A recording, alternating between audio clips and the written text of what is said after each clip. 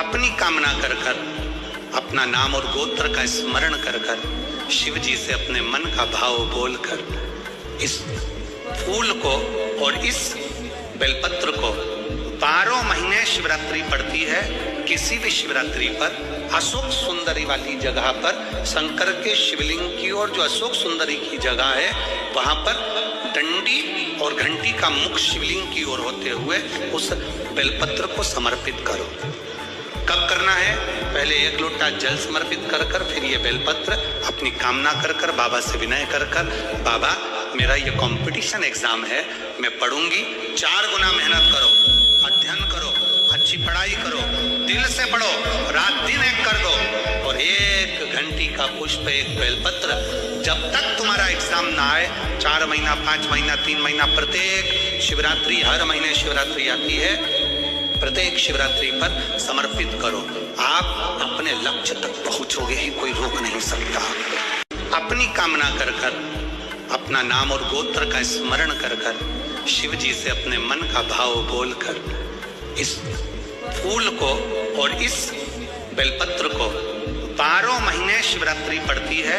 किसी भी शिवरात्रि पर अशोक सुंदरी वाली जगह पर शंकर के शिवलिंग की ओर जो अशोक सुंदरी की जगह है वहां पर एक बात याद रखिए, सोमवार के दिन अगर जल के पात्र में लाल चंदन को घोलकर अगर शिव को समर्पित कर दिया जाए, केवल 5 सोमवार कर कर देखिए, जो मन की कामना होती है वो पूर्ण हो जाती है। लाल चंदन केवल अगर जल के पात्र में अगर घोला जाए और जल के पात्र में घोलकर जल को लाल चंदन मिलाकर अगर शिव को समर्पित करा तो शंकर भगवान राजी हो जाते हैं, प्रसन्न हो जाते हैं।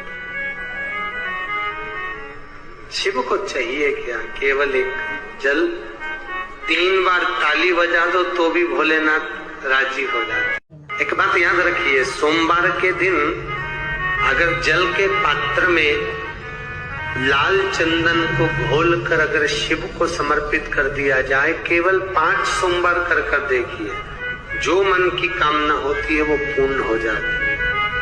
लाल चंदन केवल अगर जल के पात्र में अगर घोला जाए और जल के पात्र में घोलकर जल को लाल चंदन मिलाकर अगर शिव को समर्पित करा तो शंकर भगवान राजी हो जाते हैं, प्रसन्न हो जाते हैं।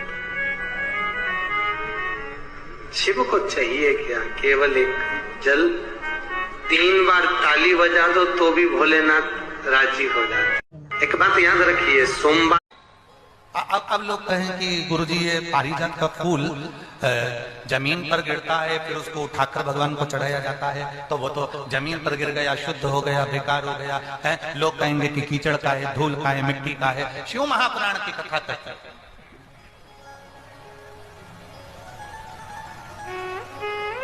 पारिजात के फूल को वृक्ष से तोड़कर महादेव को इसलिए नहीं चढ़ाते क्योंकि हम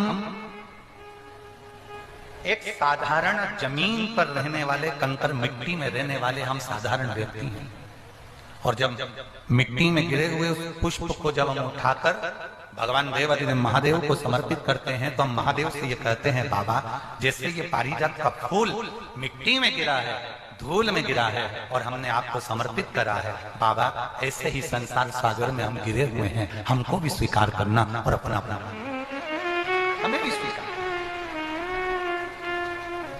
हे शिव, हे तो कालदर्शी, है कैलाशी, है अविनाशी, हमें स्वीकार। अब लोग कहें कि गुरुजी ये पारिजात का फूल जमीन पर गिरता है फिर उसको उठाकर भगवान को चढ़ाया जाता है, तो वो तो जमीन पर गिर गया, शुद्ध हो गया, बेकार हो गया है। लोग कहेंगे कि कीचड़ का है, धूल का है, मिट्टी का है। शिव महापुराण की कथा कहती है